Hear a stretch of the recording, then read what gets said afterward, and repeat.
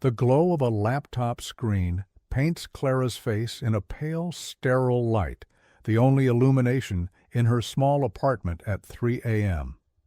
Now in her early 30s, her life moves to the rhythm of this ritual. The online forum she created, a digital sanctuary for families of the missing, flickers with new posts of heartbreak and desperate hope. Her own brother's face, Liam, smiles out from a faded photograph pinned to the wall. Forever 24, forever on the cusp of his greatest adventure. 10 years have passed since he vanished into the Patagonian wilderness, a wound that has never closed, merely scarred over. Each year she makes the pilgrimage to the remote Argentinian town where he was last seen, a solemn act of remembrance and a stubborn refusal to let his memory be swallowed by the indifferent mountains. A warm, sunlit flashback cuts through the gloom of her present. Liam is alive, vibrant, his small room a chaotic explosion of hiking gear, topographical maps, and freeze-dried meals. He meticulously checks the seams of his tent, while a younger Clara leans against the doorframe, a playful pout on her face. "You could just go to the beach, you know," she teases. He laughs, a sound she can still conjure in her quietest moments. Where's the challenge in that? He pulls her into a tight hug, the rough fabric of his fleece scratching her cheek. "I'll call you from El Chaltén. Promise." It was the last promise he ever made to her, a single thread of connection that snapped somewhere in the vast, icy expanse of the Andes. The final image of him is a memory pieced together from his camera's recovered memory card, Liam standing on a ridge, the jagged peaks of Fitzroy tearing at the sky behind him. He is a small, solitary figure in a landscape of immense, unforgiving beauty. He looks prepared, competent, a seasoned hiker in his element, dwarfed by colossal glaciers and wind-swept plains where a person could disappear without a whisper. The initial reports were confusing. A sudden, violent storm had descended, erasing any tracks. His tent was found, neatly assembled but empty, his primary backpack, his journal, his personal effects, all gone. It was this detail that defied the simple logic of an accident, a dissonant note in the official story of a hiker lost to the elements. The wind in the high pass was a living thing, a constant, sharp-edged pressure against Liam's face. 10 years ago the air was thin and bitingly cold, but it felt clean, pure. He moved with the easy, practiced rhythm of a seasoned hiker, his boots crunching on scree and frost-kissed earth. The world around him was a masterpiece of raw, indifferent geology. Jagged spires of granite clawing at a pale blue sky, glaciers the color of deep sapphire spilling down silent valleys. He felt a profound sense of solitude, a welcome isolation that he had traveled thousands of miles to find. Yet, for the first time on his journey, the silence felt heavy, watchful. The vast emptiness no longer felt empty, and the feeling pricked at the back of his neck like a shard of ice. He paused to drink from his water bottle, his breath pluming in the frigid air. The silence was so complete it had its own sound, a low hum in his ears. It was then he heard it, a distinct crack, sharp and unnatural. Not the groan of shifting ice or the clatter of a dislodged rock. It was the sound of a heavy branch snapping, a sound that belonged in the dense forests far below, not here, above the tree line. He scanned the desolate slopes, his eyes tracing the contours of the rock fields. Nothing. He told himself it was an animal, a guanaco perhaps, but the explanation felt thin. A deep primal instinct flared within him, a warning from a part of the brain that predated maps and compasses. He was not alone. Pushing onward, the unease solidified into a cold knot in his stomach. He quickened his pace, the earlier sense of peaceful communion with nature replaced by a hunter's alertness. Rounding a sharp bend of the trail, a granite outcrop partially obscuring the path ahead, he saw it. For a fraction of a second, a figure stood silhouetted against the distant glacier, too tall for any native animal, too deliberate in its stillness to be a trick of the light. It was gone as quickly as it appeared, melting back into the landscape of rock and shadow. But the image was burned into his mind. He wasn't on a shared trail. This was a remote, unlisted route. The presence was an intrusion, a violation of the wilderness's unspoken laws. The sky, as if sensing his dread, began to curdle. What was a clear, crisp morning was rapidly becoming a maelstrom of slate-gray clouds pouring over the peaks. The temperature plummeted, and the wind began to shriek. A Patagonian storm. He knew the protocol: find shelter, hunker down. But his training warred with his terror. The figure he saw wasn't just a fellow hiker, he felt it with chilling certainty. It was a threat. He couldn't just set up his tent and wait. He had to move, but he also had to leave something behind. A sign, a desperate breadcrumb for someone to follow. His thoughts, frantic and sharp, turned instantly to Clara, his promise to her echoing in the rising gale. As the first stinging pellets of sleet hit his face, he ducked behind a low wall of rock, his hands shaking from both cold and adrenaline. He tore a small waterproof pouch from his pack, his fingers fumbling with the clasp of the silver locket Clara had given him. He shoved it inside, along with a hastily folded corner of his map, on which he scribbled a frantic, cryptic message. With a needle from his repair kit and a length of sturdy thread, he began sewing the pouch into the thick lining of his backpack's rain cover. Each stitch was a prayer, a desperate act of foresight against a future he could suddenly terrifyingly see. He wasn't just fighting the storm. He was trying to outrun a ghost. The blizzard descended with absolute, blinding violence, erasing the world in a swirling vortex of white. Liam threw the rain cover over a cluster of rocks, hoping the wind would one day snag it and reveal its secret. He shouldered his main pack, his journal, and essentials inside, and turned his back on the relative safety of his empty tent. He plunged into the storm, a lone figure moving not toward shelter, but away from the place where he had seen the phantom on the ridge. The howling wind consumed every sound, every trace of his existence, leaving behind only an eerie silence and a small, abandoned tent, a scene of serene emptiness that concealed a terrifying and sudden departure into the unknown. The first year was a blur of raw, unadulterated panic. Search teams, helicopters slicing through the indifferent mountain air, and grim-faced officials speaking in hushed, procedural tones became the rhythm of Clara's life. She and her parents lived in a rented room in El Chaltin. Their world shrunk to the size of a topographical map covered in grids and potential search zones. Every sunrise brought a desperate, sickening surge of hope. Every sunset delivered a crushing blow of failure. When the official search was finally called off, citing the impossibility of the terrain and the passage of time, the silence that followed was more deafening than any storm. It was the sound of the world giving up on Liam, a sound Clara vowed she would never get used to. As seasons bled into years, the sharp edges of grief began to dull, but the weight of it only grew heavier. For Clara's parents, the absence of a body meant the absence of closure, a wound that festered in the quiet corners of their home. They packed away Liam's belongings, not as an act of letting go, but as a way to contain the pain within a cardboard tomb. Hope dwindled into a quiet, pervasive sorrow that etched new lines onto their faces. Clara, however, found a different path. Her grief did not soften. It calcified, hardening into a stubborn, unyielding resolve. The official narrative, a skilled hiker lost to a freak storm, never sat right with her. The missing pack, the journal, the personal effects. It was a loose thread she couldn't stop pulling. Her annual pilgrimage to Patagonia became a solemn, necessary ritual.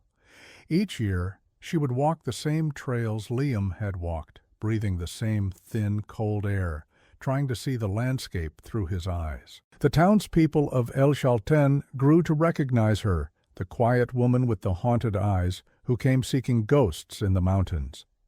They offered her sad smiles and cups of hot maté, their pity a constant, gentle reminder of her unending vigil.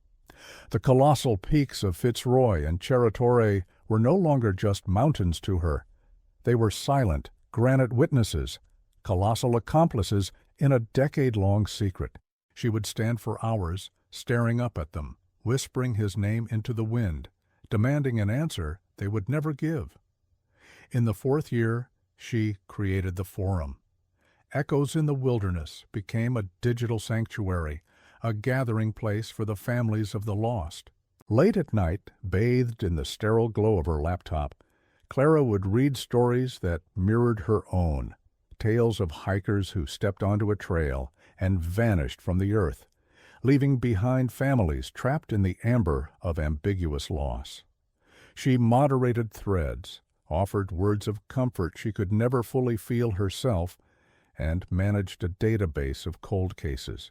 The Forum was her penance and her purpose, a way to build something from the wreckage of her life, yet it also kept her tethered to a global community of sorrow, ensuring she was never truly alone with her pain, but also never free from it. A memory sharp and persistent would often ambush her in the quiet hours before dawn. It was from the week before he left.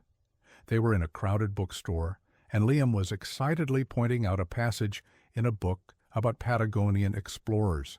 "They say the wind here can make you go mad," he'd said with a grin, "that it whispers things to you." She had laughed, swatting his arm playfully. "Just make sure you don't listen." Now the memory was a source of exquisite torment. She replayed the scene endlessly, dissecting her own casual dismissal of the dangers. The guilt was a physical thing, a constant pressure behind her ribs, whispering that if she had only taken him more seriously, if she had pleaded with him not to go, he might still be here. The decade carved its passage onto her very being. The bright, hopeful young woman from Liam's photographs was gone, replaced by a more somber, guarded version. Her small apartment had become a meticulously organized archive of her brother's life and disappearance. His maps covered an entire wall, marked with her own notes and theories. His favorite books sat on her shelf, their spines worn from her countless readings. She had friends, a job, the semblance of a normal life, but it was all a facade. Her true existence was this cold case, this relentless, obsessive quest. She was a detective with only one client, a historian with only one subject. Her own life held in a state of suspended animation, waiting for a breakthrough that never came. Phone calls with her mother became a delicate, painful dance around the one subject that defined them. "Clara, my love," her mother's voice, now thin and fragile with age, would say, "It's been 10 years. You need to live. For yourself. For us." Every plea was a small knife twisting in Clara's heart. She knew they wanted peace, the quiet acceptance of their loss, but she couldn't give it to them. To stop searching felt like a betrayal, the final act of letting Liam die. "I'm okay, Mom," she would lie, the words tasting like ash. "I'm just not ready to give up."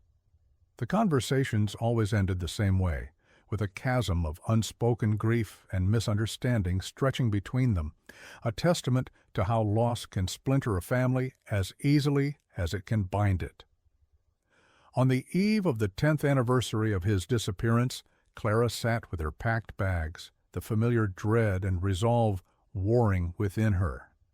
This year felt different. The hope that usually fueled these trips had been worn down to a fragile, flickering ember. For the first time, she allowed herself to truly consider the possibility that she would never know, that the mountains would keep their secret forever. The thought was a terrifying void, an abyss of unanswered questions she had spent a decade trying to bridge. She closed her eyes, the image of Liam's smiling face on the ridge, so alive, so full of promise, filling her mind. A single tear traced a path down her cheek. Maybe her mother was right. Maybe it was time to let the ghosts rest. High in a wind-swept pass rarely used since the new roads were built, 2 elderly shepherds, Mateo and his brother Javier, guided their flock across a treacherous scree field.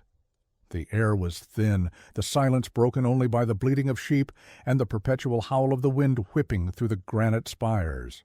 For 50 years they had walked these mountains, their eyes accustomed to every rock and hardy shrub. It was Mateo who saw it first, a flash of unnatural color, a faded teal against the gray and brown of the landscape, snagged violently on the sharp teeth of a rock outcropping. It was a piece of fabric, sun-bleached and shredded by a decade of Patagonian fury, clearly the remnant of some long-lost hiking gear. Javier scoffed, dismissing it as more tourist trash, but Mateo, moved by an old man's intuition, carefully worked the tattered material free. It was a piece of a backpack's rain cover, so brittle it threatened to disintegrate in his gnarled hands. As he ran a thumb over the worn fabric, he felt something strange. A small hard lump, rigid and deliberate, was sewn into the thick hemmed lining. The stitches were thick, uneven, and of a different thread than the factory seams, a desperate, hasty addition. This was not part of its design. It was a secret, purposefully hidden away and entrusted to the mountain, a silent message waiting for a recipient who might never come. Under the shelter of a large boulder, Mateo pulled a well-worn utility knife from his pocket. The blade, honed sharp against a whetstone every morning, glinted in the harsh alpine light. With the deliberate patience of his ancestors, he began to saw at the thick, weathered threads. Javier leaned in, his earlier skepticism replaced by a quiet, mounting curiosity. The stitches gave way one by one, and Mateo carefully peeled back the fabric of the lining. Nestled within the thin padding was a small, dark object, miraculously preserved from the elements. It was a waterproof pouch, the kind used to protect matches or a passport, its plastic still pliable, its seal miraculously intact after 10 years of brutal winters and searing summers. The shepherds brought their find to the small police station in El Chalten, where the story of the lost hiker had long since passed into local legend. The young officer on duty contacted the now-retired lead investigator, a man named Vargas, who understood the potential gravity of the discovery immediately. A phone call was made across continents, a digital signal bridging a decade of silence. For Clara, the ring of her phone was a jarring intrusion into her somber preparations. The hesitant voice on the other end, speaking of an old case and a new finding, sent a jolt through her system. Hope, a feeling she had learned to suppress, surged with a violent, painful intensity, a forgotten ghost returning to haunt her with possibility. She arrived in El Chalten in a daze of adrenaline and disbelief, her journey a blur of airports and desolate roads. In the stark quiet police office, Vargas placed the small pouch on the table between them. The air was thick with unspoken history, with the weight of 10 years of unanswered questions. Clara's hands trembled as she reached for it. The plastic felt cold, alien. With fumbling fingers, she worked open the brittle seal. Inside, her fingers brushed against two distinct objects. The first was a tarnished silver locket. A wave of dizziness and profound recognition washed over her. It was the locket she had given Liam for his 24th birthday, a final gift before his final journey. With a heart hammering against her ribs, she pried open the delicate clasp. The tiny, faded photograph within showed two smiling faces, hers and Liam's, captured in the warm sunlight of a forgotten summer afternoon. The image was a perfect, painful crystallization of everything she had lost. Beside the locket lay the second item, a small, tightly folded square of paper, stiff with age. It was a torn corner from a topographical map. As she carefully unfolded it, her breath caught in her throat. On the paper, a frantic scrawl in faded ink was still legible, a message from the edge of the world. Not the fall. He saw me. Tell C I'm sorry. The fragile hope that had carried her here shattered, replaced by a cold, terrifying certainty. This was not a story of an accident. It was a confession to a murder. The sterile silence of the police station was shattered by the sound of Clara's ragged breath. The words on the map, "Fragment, not the fall, he saw me," were a brand, searing a new reality into her mind. The decade of ambiguous grief, of mourning a man lost to the indifferent power of nature, collapsed in an instant. It was replaced by the sharp, cold horror of murder. Vargas, the retired investigator, watched her, his face a mask of grim understanding. The locket felt impossibly heavy in her palm, no longer just a memento of a life lost, but a piece of evidence from a life taken.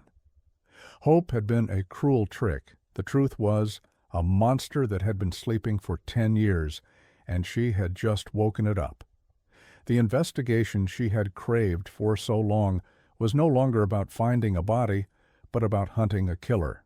Vargas, officially retired but unofficially bound by a ghost's plea, began the arduous process of resurrecting a dead case. He retrieved Liam's file from a dusty archive, its pages yellowed and brittle with time. The official conclusion, "Death by misadventure," now read like a deliberate fiction. He faced immediate resistance from the current police force, who saw the new evidence as flimsy and the reopening of the case as a drain on limited resources. To them, it was a tragic but closed chapter. For Vargas, however, it was a profound failure of duty. He spread the old maps and reports across his dining room table, the faded ink a testament to a decade of ignorance, his own past investigation now feeling shallow and incomplete. The weight of his past mistakes settled heavily on his shoulders, a personal debt he now had to repay to Liam and his sister. The map fragment was their Rosetta Stone and their curse. It was a tiny piece of a vast, unforgiving wilderness, the X marking a location in a region known as Valle Silencio, the Silent Valley, an area so remote and treacherous it was avoided even by seasoned guides. Clara and Vargas spent days poring over larger topographical charts, trying to align the torn edges with the known landscape. The process was a maddening puzzle, each potential match leading to a dead end. Clara's initial surge of adrenaline gave way to a gnawing frustration. The pressure of time was immense. A decade of wind and snow had likely erased whatever Liam had wanted her to find. Doubt began to creep in, a cold whisper questioning if this desperate clue was leading them on a fool's errand into the heart of the very wilderness that had already taken so much. The most difficult obstacle was not on any map. It was the phone call Clara had to make to her parents. Her mother's frail voice answered, full of gentle concern about her trip. Clara struggled to find the words, her throat tight with unshed tears. Explaining the locket and the note felt like inflicting a fresh, brutal wound upon them. The news was met with stunned silence, then a wave of renewed, agonizing grief.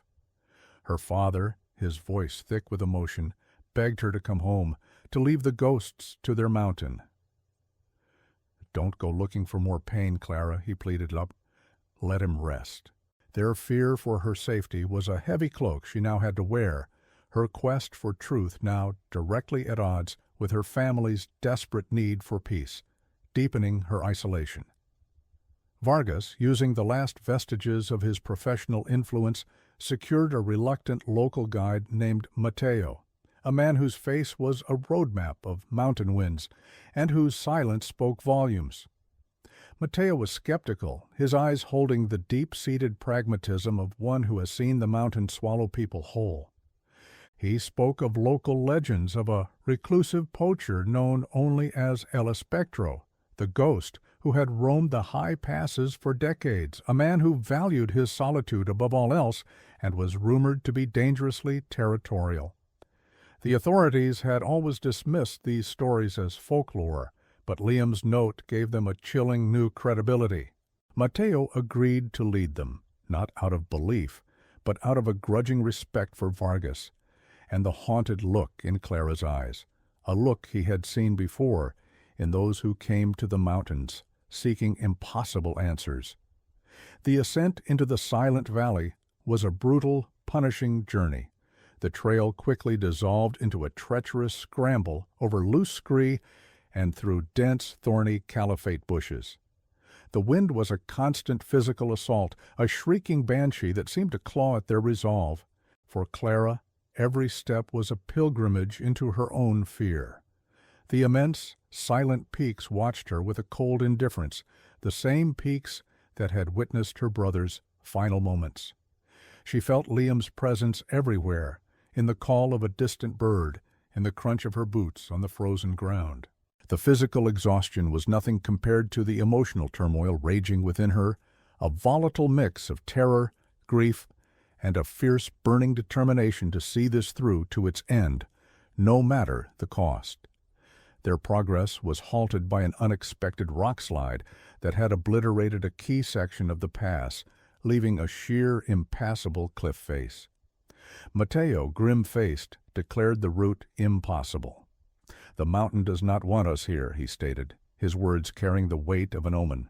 It was a moment of supreme tension. Vargas looked defeated, the physical reality of the obstacle seemingly insurmountable, but Clara refused to turn back. Fueled by a desperate, almost reckless energy, she scanned the surrounding cliffs, her eyes tracing a fragile, dangerous line across a narrow ledge. "There," she said, her voice steady despite the howling wind. "We go that way." It was a direct challenge to the guide, to the mountain itself, a declaration that she would not be deterred by fear or logic. As they neared the coordinates from the map, the landscape grew increasingly desolate and unnerving. The air was still, the usual sounds of the wilderness conspicuously absent.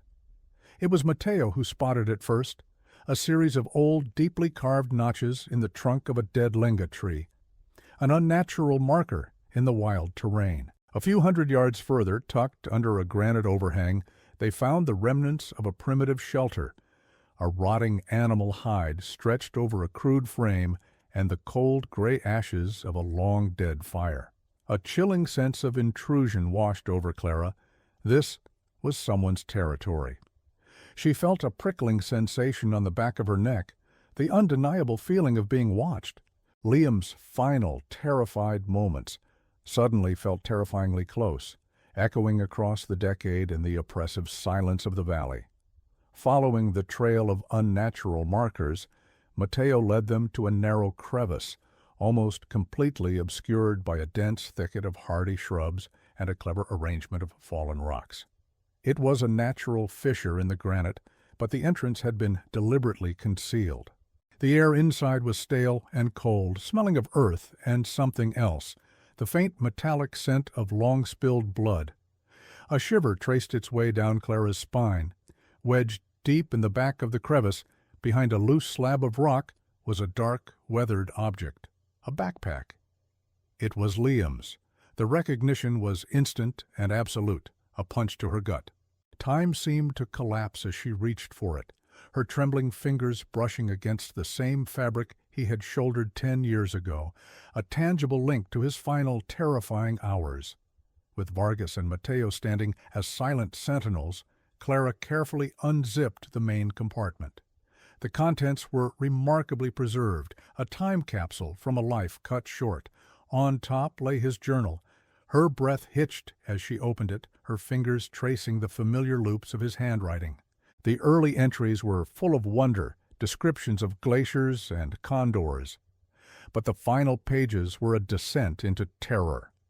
The script grew frantic, detailing his accidental discovery of a poacher's camp and the cold, dead-eyed man who ran it. Liam wrote that he knew he had been seen, and that the man, El Espectro, would not let him leave the mountain alive. He described his desperate plan: hide the main pack and journal here, then create a decoy with the rain cover, a final breadcrumb trail meant only for her. The last entry was a single horrifying sentence, scrawled with a shaking hand. "He's coming back. I can hear him. Tell C I'm sorry." The journal slipped from Clara's numb fingers. A sound tore from her throat, a raw, primal scream of grief that echoed off the cold stone walls of the valley, a decade of unspoken pain, of false hope, of gnawing uncertainty finally unleashed. The ambiguity she had lived with for so long was gone, replaced by the brutal, jagged certainty of murder. Vargas placed a heavy hand on her shoulder, his face a mask of grim finality. The mystery was solved. The mountains had finally given up their secret, but the truth offered no comfort. Only the cold, devastating closure of a story that had finally, tragically, reached its end. The journey back from the silent valley was a descent into a new kind of silence, one filled not with questions, but with the crushing weight of answers. Clara clutched the journal to her chest, its worn leather a fragile vessel for her brother's last terrified thoughts. Vargas walked beside her, his face etched with a profound solemnity, the resolution of his oldest case bringing no triumph, only a deep, weary sorrow for the young life lost and the decade of pain it had caused. Upon their return, the local authorities were given the journal, and a new, near-impossible manhunt for a phantom named El Espectro officially began. For Clara, however, the hunt for a killer felt secondary. She had found what she came for: Liam's voice, his final words, a tragic but complete story that finally silenced the whispers of uncertainty that had haunted her for 10 years. Back in her apartment, the wall of maps and theories felt like a monument to a past life. With a slow, deliberate reverence, Clara began to take it all down. Each pin she removed was an act of release, each folded map a chapter closed. The most difficult task was telling her parents, sharing the brutal details from Liam's journal over a tearful phone call. Their grief was renewed, sharp and agonizing, but it was different now, grounded, finite. They were no longer mourning a ghost, but their son. Clara's online forum also transformed. She was no longer just another voice in the chorus of ambiguous loss. She was a testament to the fact that sometimes, even after a decade of silence, the wilderness gives up its secrets, offering a closure so painful it could almost be mistaken for peace. 1 year later, Clara stood at a quiet overlook in El Chaltén, the jagged peaks of Fitzroy piercing a clear blue sky. She had not come to search, but to remember. The mountains no longer felt like adversaries holding a secret, but a vast, silent cathedral that held her brother's final resting place. She released a handful of small, weathered stones she had carried from home, a quiet memorial where no grave could ever be. The pain of his absence was a part of her, an ache that would likely never fade, but it was no longer the anchor that held her life in place. She had found his echo in the wilderness, and in doing so, had finally found the path back to her own life, ready to walk it for them both.